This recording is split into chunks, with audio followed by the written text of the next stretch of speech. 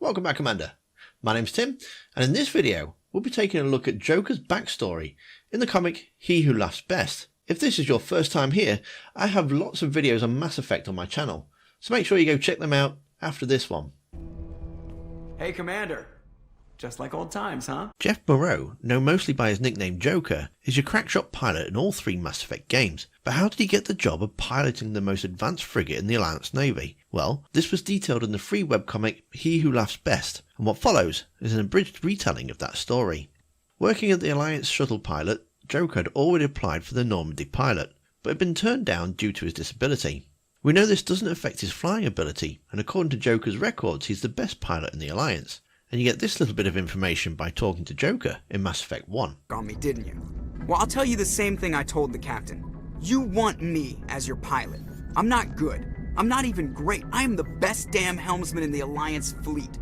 Top of my class in flight school, I earned that.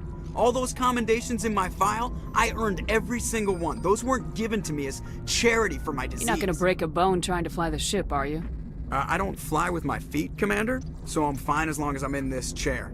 I gotta be real careful when I get up to take a piss, though.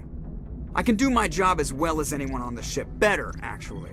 Captain Anderson, the future captain of the new frigate, known as the Normandy, is musing with Captain Dillard, another captain within the Alliance, who's overseeing the test run of the new ship. Dillard is frustrated they've had to wait a week for the Taurians to send an ambassador to oversee the test flight. As the Normandy was jointly created by the humans and the Taurians, this is a huge step in human-Taurian relations since the First Contact War.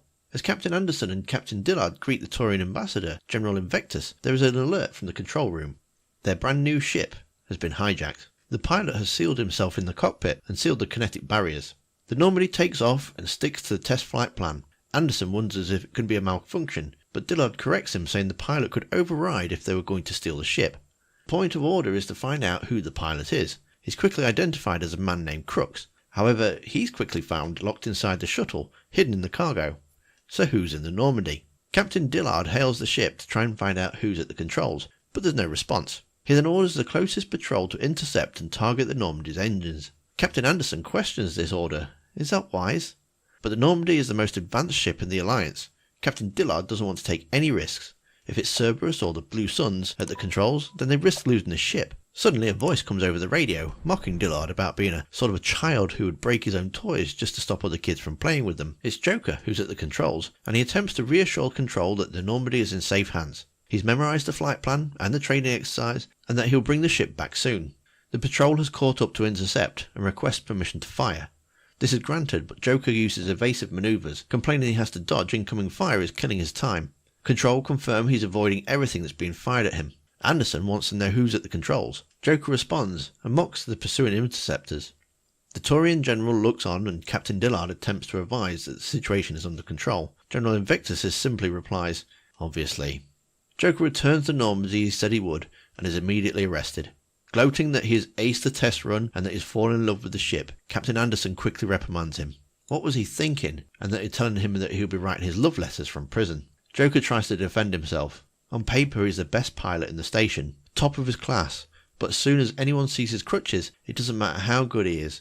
Nobody can see past his disability, and the only way that he can prove to them was to be the best pilot for the Normandy was to steal it. Captain Dillard had heard enough and tells Joker to save it for the court-martial, but General Invictus stops him. He tells the captains that not only can this man hardly walk, but he's run rings around their safety protocols.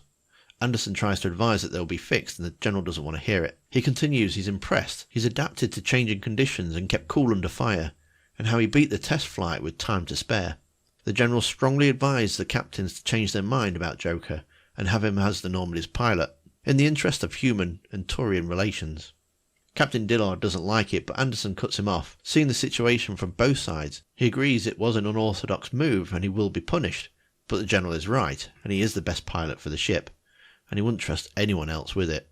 It was a huge gamble that could have cost Joker his career, but it paid off, and not even Joker could believe it worked. To see this comic series from the start, click the links on screen now, and if you enjoyed this video, make sure you give it a boom on the old like button, and a big thank you to Nerdy Dude and Beverly for your support. Until next time, Commander.